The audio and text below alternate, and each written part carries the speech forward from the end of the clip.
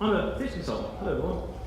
And all I do is design auditorium, theatres or concert halls or stadiums, which had reminded me earlier to make sure I plug those. And this is my team, and we've been very fortunate to work with people who don't know how to operate PowerPoint.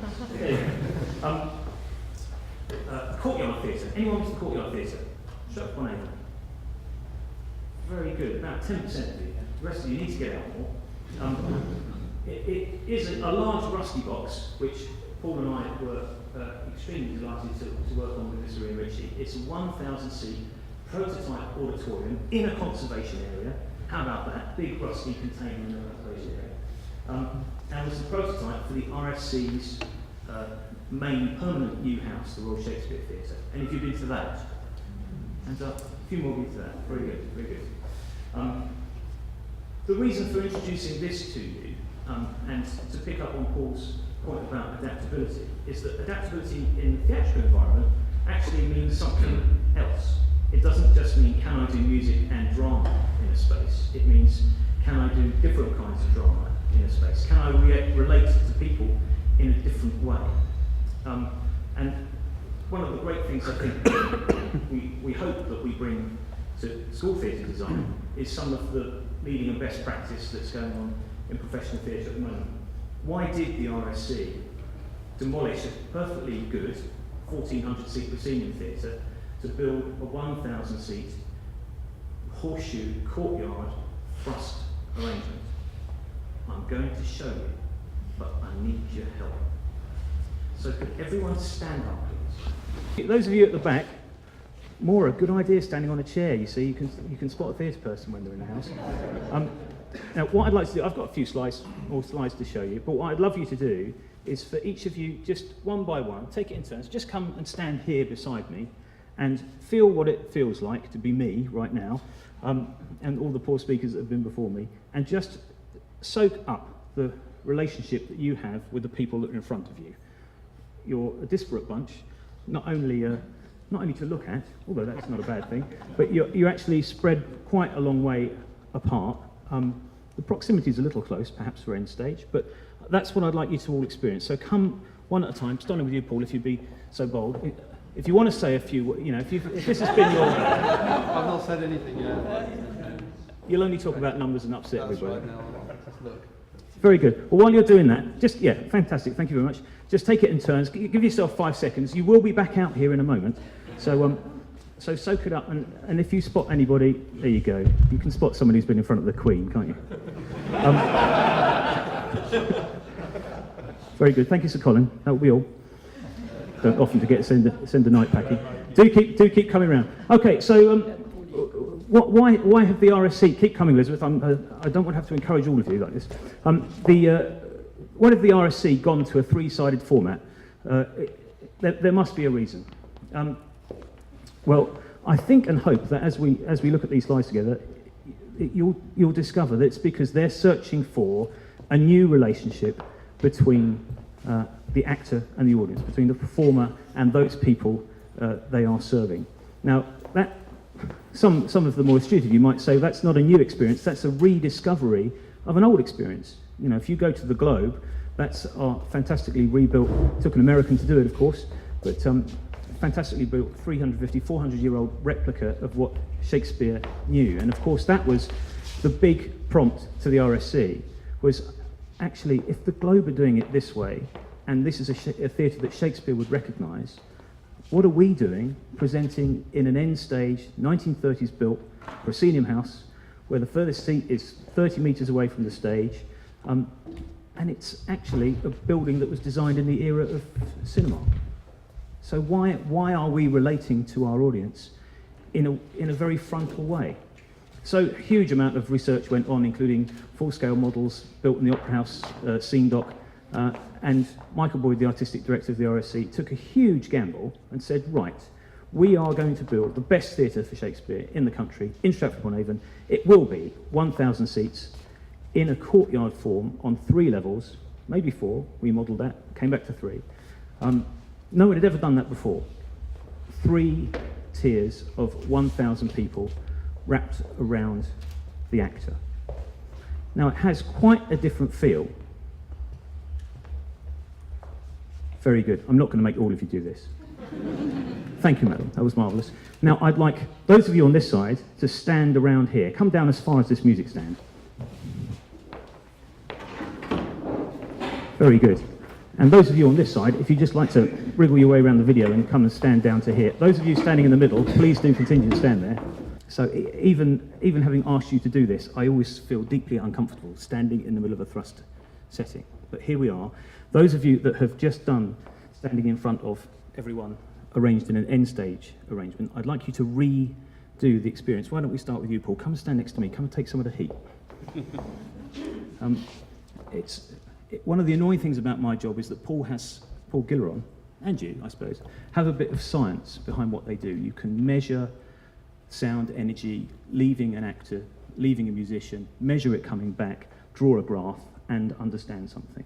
But actually, the difference in energy that we felt with everyone standing there to the difference in energy and focus you feel now is palpable, isn't it? It's. I always feel nerves when anyone. I've got my back to anyone because there's so Bursar. As a bursar, yeah, there's so many knives out to get you. So thank you for putting me through that. It was a pleasure. So Colin, come on out and join me here. And I mean, there is that element that you're absolutely right if you're a performer standing in a thrust arrangement of needing to make sure that you try and address everybody, particularly you lot. There's a lot of you over there. And how you block conversations in a thrust stage is very important. You would rarely stand like this. You much more frequently stand like that. And it's very, very often that you'll get a diagonal used in a way that you won't in an end stage production because you want that person to be as far near the audience as possible. Does it matter whether you're wearing a hearing aid or not? It doesn't really. It shouldn't do. And certainly if the theatre is properly equipped, you should be getting some assistance through your T position. Okay. But if you're a performer with a hearing aid, it can be more difficult. It certainly can be more difficult. How do you feel with everyone standing around you? Is it a different sense? Well, of course, yes. It's all like a feeling of you could feel oppressed actually. If someone's, it's so no, I enjoy provided you've got something to say and something witty to say. Well, I hope you can afford a scriptwriter. Thank you, sir. Those of you who wandered out before, come and join me in the pit of despair and terror and oppression. Or those of you that would just like to try it, please don't feel you have to wait to be asked. Just come and wander forward and soak it up for yourself. One of the things that actors love to do in thrust is I'm too fat to walk through that gap, but is what's often described as the long walk, where I'm standing in an upstage position with you. It could be that you were almost arrayed in an end stage configuration. You're all downstage of me, but actually, as I walk downstage, despite the fact that the Duke of Buckingham has just come on from downstage left, actually I feel your eyes following me, and my back hurts. Actually, just the focus of you guys watching me do that. Did you feel everyone stop looking at you? You don't often get that, Tim, I know. Yeah. But it's amazing how upstage in an end stage configuration, that phrase that we're all familiar with, being upstaged, the smallest movement in a proscenium theatre can be distracting. Actually, in thrust, it completely destroys the picture. So just someone walking 2 steps down upstage and the focus goes completely, the energy changes in the room. Unfortunately, we haven't worked out how to measure that yet, but it makes a huge difference. Sorry, those of you who are still yet to try it, go on, Damien. And if any of you fancy standing up here as well, it's like the out of the projector's glare, do come and have a go. And actually, the way that you relate to students tends to be, whose diagram was it this morning that was so excellent? There was communication and there was presentation. Delivery, thank you. It was very often we present and we deliver education like this, but the diagram for communication is much more like this. That's what the RSC were searching for. So that thing you were saying about the whites of the eyes, absolutely, you bring everyone closer. But you also get to interact with somebody like that. You can pick someone out of the audience who, you know, yes, comedians are very good at doing that in the front row of a proscenium house, but after that, you lose everybody. Actually, I can pick someone out in the second, third row, right at the back, Miles Delap, pay attention, you know, very, very easily. Why don't we teach like this? But eye contact is massively important, isn't it? Despite all our best efforts, was that performers were really struggling to fill the volume, particularly when they turned up stage. Because if your stage was built of hard material, the sound went back, but actually if it wasn't, you didn't get very much back into the far reaches of the auditorium. So actors were straining their voices and having real trouble getting their message across, and there was a rumour heading out there that actually you couldn't do a stage whisper in the courtyard because no one would hear you. So we had to work really hard on the Royal Shakespeare Theatre to make sure that that range came back to the actor. But Miles's point about higher education using this format really well, and indeed specialist schools. And of course there's the Royal College of Surgeons as well, and some of those old operating theatres which are just fantastic, you know, terrifying places to speak in, but wonderful places to learn and to see. Are you happy standing while I do a couple more slides? Is that all right? Just pull us back to drama from wider educational points. I've learned a lot already, thank you. This poor troubled fellow is trying to work out what questions he might need to ask in the light of what we've just talked about, if he or she would try and put together an interesting brief for a school theatre. And question number one, you know, can I achieve this kind of adaptability, or the ability to stage in settings other than end stage cost effectively? This is a project that actually Paul and I worked on. Here you go, Dream Team again, Paul, sorry. With 6 different versions of setting. And you can see the end on works pretty well, but then you can also experiment with traverse, 2 different kinds of thrust. And it's done pretty economically using these decks. And if you want to walk away with a shortcut to happiness today, these are called Niverflex. They're medium expensive, but the seats on the left all sit on those decks, and they enable all of those different configurations to happen very straightforwardly and reasonably cheaply, just with a couple of fellas doing it. When this space opened, they opened the opening night in end stage, closed for the interval. 20 minutes later, everyone came back into a thrust format.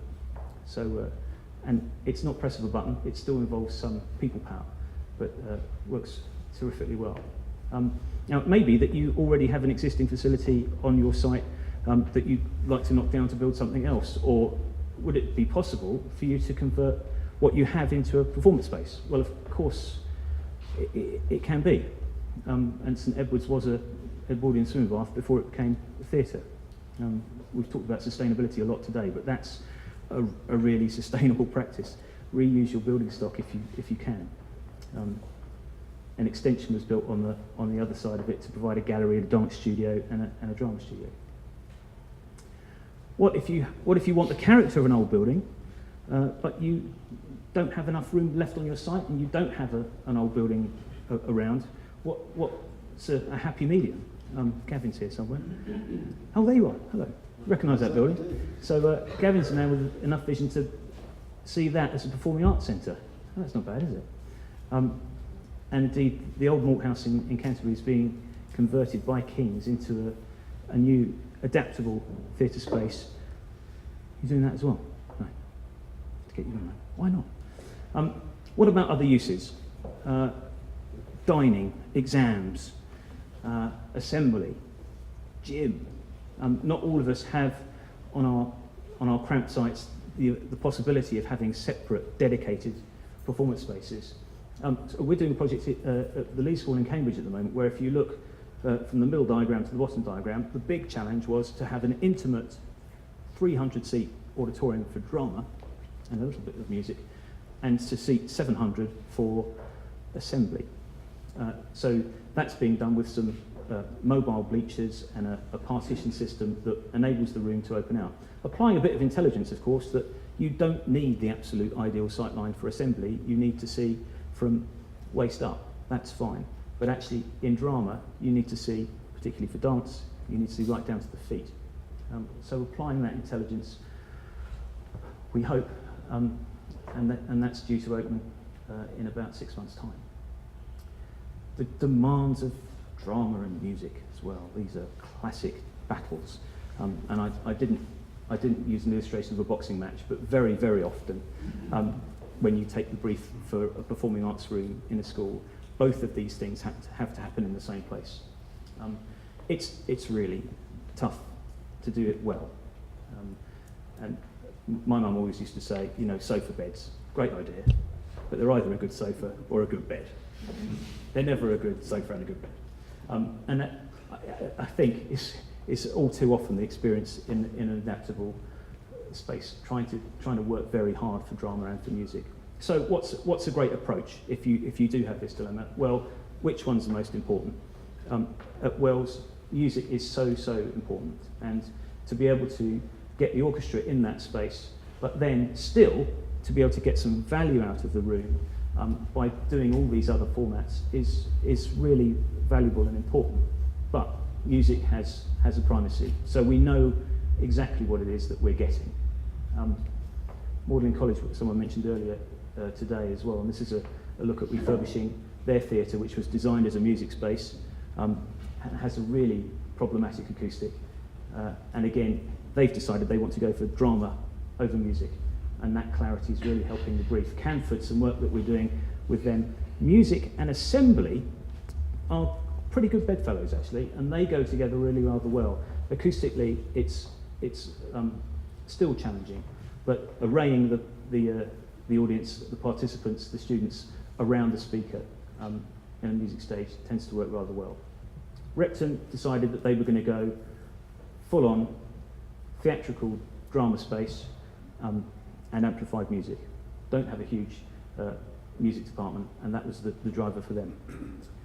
Brighton, God bless Paul, and the way that site's being planned by Eric, dedicated spaces, one for drama, one for music, which is enabling the drama space to be able to do something like we've just done, which we're really looking forward to building. And of course, that leaves the music space unencumbered with lots of the theatrical technical equipment that would otherwise be there. Thank you very much. We've got to rebuild the room.